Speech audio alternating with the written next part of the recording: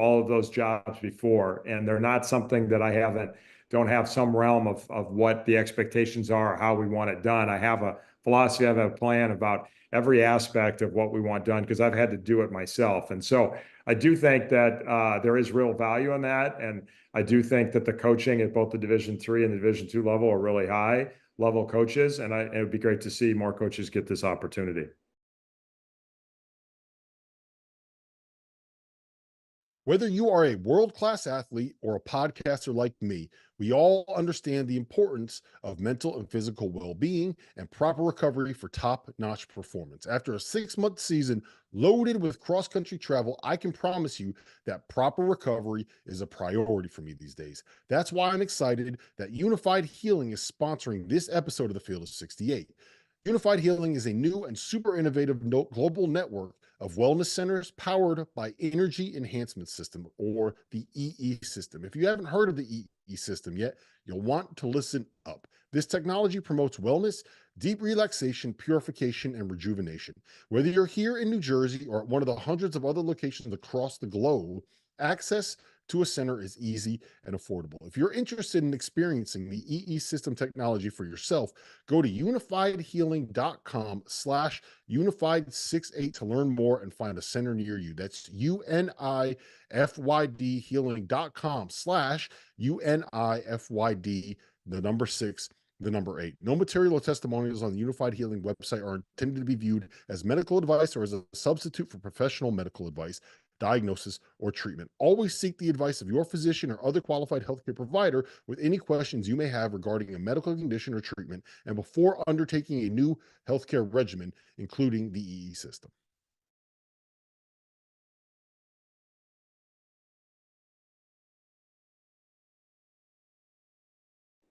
So back to the kind of D2, D3 level, more so on the D2 level. Like last year, you had Trevor Baskin, who's now at Colorado. Obviously, guys are transferring up at a high rate from the D2 level to the high major level and D1 level, just from all levels of college basketball.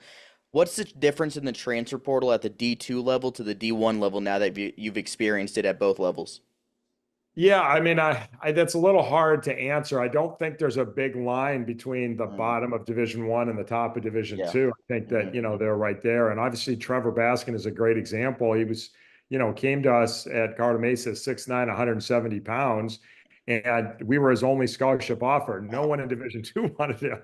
We were the only one who saw his value. And so, he puts on 40 pounds and proves his shot and proves his, every aspect of his game because he's got a great work ethic, and he's a totally different player than he was 4 years ago. And so, guys have an opportunity to elevate themselves. And I do think at the Division II level, with the quality of coaching and the quality of competition, guys are really ready to jump in after a few years and help at the Division I level. I will say that, the transfer portal is crazy. It's really hard to manage. Just there's so many people in there.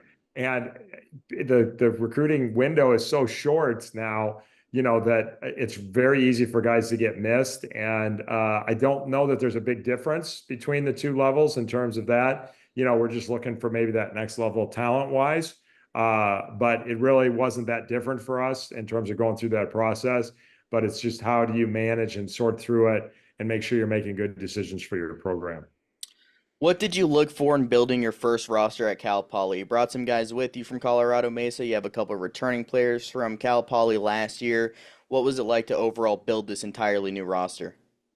Yeah, we kind of have guys in 3 pockets: returners, guys that are coming with us, and then a third group that is kind of from outside our program. And so, first thing always that you're looking for is just high character guys. And so, of the group returning, we offered pretty much for everybody in the program. There were 2 guys that ran into some trouble last year that we dismissed from the program. But other than that, everybody else, we offered the opportunity to come back. And, there were 5 scholarship players that chose to come back, and they're all very high character kids. We're to be determined whether they have enough talent to help us win in the Big West, but they're going to help our culture, and they're going to be great teammates, and they're going to help us get off to a great start because of the kind of humans they are. And so that's fantastic. We know about the guys from Colorado Mesa. Not only are they high character guys, but they absolutely fit our system.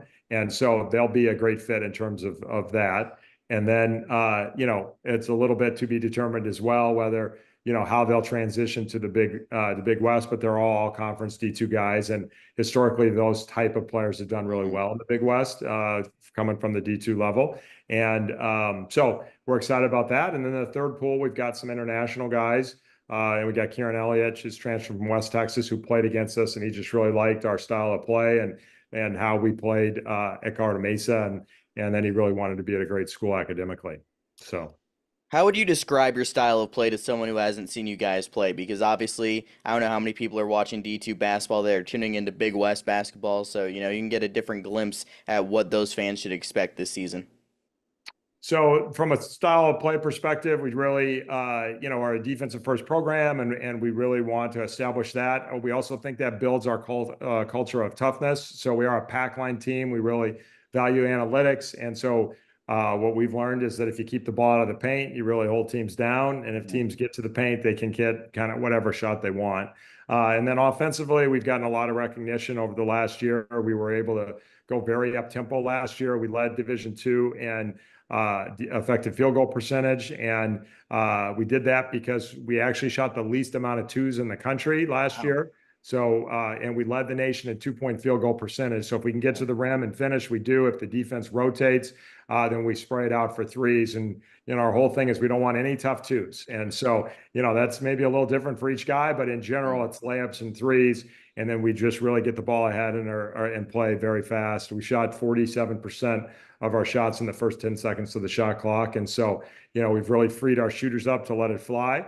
And then everybody else is expected to be versatile. And we really like versatility. So we don't have positions. Baskin was technically our center last year. He would bring the ball up the floor for us. And so, we just want real versatile guys that can do a little bit of everything. And we just want to play with tremendous pace, and we want the ball to move and really just keep the defense off balance with not only our versatility, but our pace of play. So you would say it's a pretty exciting style of play, and obviously not a lot of mid-range shots coming from your team? Yeah, the mid-range we kind of frown upon, but Is it banned in practice if you take a mid-range shot, you run in laps? What's happening there? well, the guys always joke that if I'm rubbing my head, they know they took a bad shot. So they always like anytime somebody takes a mid-range shot in practice, people will be like, "Oh, coach is rubbing his head." But we've had great kids. We really haven't had a lot of issues with shot selection. They're really trying hard to do what we want. And you get to the end of the shot clock. There's certainly a place for the mid-range, but in general, we want to just take the highest percentage shots we can. And if somebody's a truly elite mid-range shooter, we're open to the idea of it, but like what kids usually don't understand is that in the NBA, uncontested mid-range shots are made at like a 43% clip. So you're talking about 0.8, 0.6 points per possession as a shot. And our defensive goal is to hold people to 0.9 points per possession. So literally uncontested mid-range shots are helping us achieve our defensive goals. So again, we're trying to avoid those kinds of shots if we can. So in order for Cal Poly to have a successful season in your mind, what's the one thing that has to happen? Well, one is we got to get healthy and stay healthy. We've got a number of players coming off the injury. And so, obviously, our depth isn't going to be the same maybe as some programs. And so really being healthy will be key.